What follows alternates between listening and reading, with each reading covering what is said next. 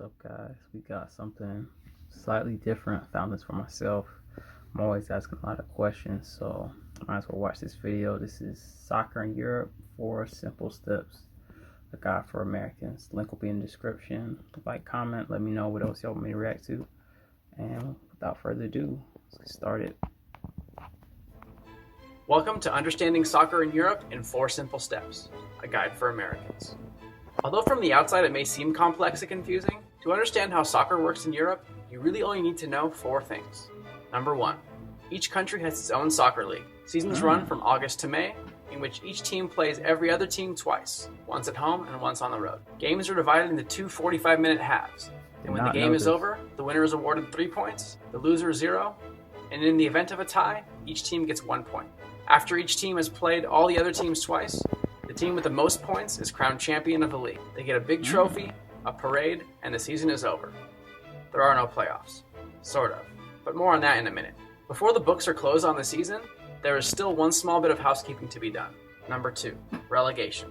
We'll use the German league as an example. Every year, when the German league has concluded and the champion has been crowned, the 3 teams with the least amount of points are kicked out of the league. This process is known as relegation. The 3 vacant spots are subsequently filled by the top 3 teams from Germany's 2nd division. And unlike, say, baseball in the US, teams in the 2nd and subsequent divisions are not owned by teams in the top division. Imagine if the Pittsburgh Pirates or Oakland Raiders had to fight at the end of each season just to stay in the league. What if instead of coasting to the bottom for better draft picks, they were fighting to the bitter end to avoid the $40 million revenue loss that relegated teams suffer in the first year alone? Not to mention the fact that in England, 9 different teams have gone financially insolvent within 5 years of relegation. Okay, interesting enough, you're thinking. But what about that whole lack of playoffs part? Number 3, each country also holds an elimination-style tournament, referred to as a cup. But instead of being held after the 9-month league is over, cup games are scheduled in between league games, normally in the middle of the week. One additional perk about the cup system is that teams from all levels, down to semi-professional and even some amateur teams, are invited to play, and if they do well, can progress, and occasionally even knock off a top team. So every year, these midweek elimination games continue until there are only 2 teams left, who play each other in the cup final. After 90 minutes, a cup champion is crowned, they get a trophy, and a parade. So, between the league and cup games, we get a great picture of who the best and worst teams in each country are. But wait a second, you ask. What would happen if the best teams from each country in Europe all got together and played each other? Good idea. Number 4. The resulting competition is called the UEFA Champions League, and it is without a doubt the single greatest club competition of any sport anywhere in the world, period.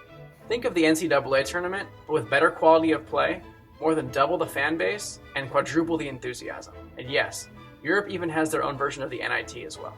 So, through a complex and drawn-out process, teams from all over Europe compete just to qualify for this tournament. And starting each September, the top 32 teams are put into 8 groups of 4. Each team plays the other members of its group 2 times, once at home and once on the road. Come December, the winner and runner-up from each group move on to the knockout round. And this is where club soccer is at its finest. Teams are paired up individually and again play 1 home and 1 away game, with the winner from each pair moving on to the next round until only 2 teams remain. The Champions League final is then held as a single game each year in May. And unless it's the World Cup year, this is the most important soccer game of the year.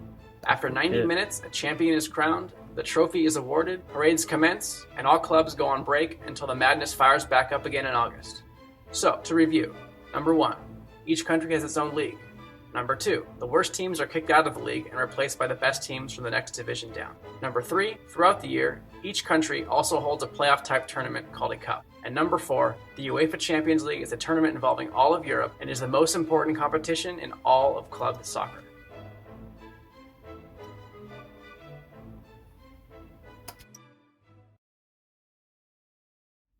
Alright, well, that's the end of the video. Very informative. I had no idea how the leagues worked. I was always curious about the World Cup and then like the tournaments and stuff they have. I wasn't sure what, but this explains everything. I like how lower teams get to participate, which is pretty dope. And you got the delegation or relegation. Teams got to play to win, man. You can't just tank and rebuild like basketball. But it's the end of the video. Hope you enjoyed. And that's it. Mama, let me see your shipment. Ooh, girl, I like it raw, like a hockey puck. See it cross, probably pass it off. Me to send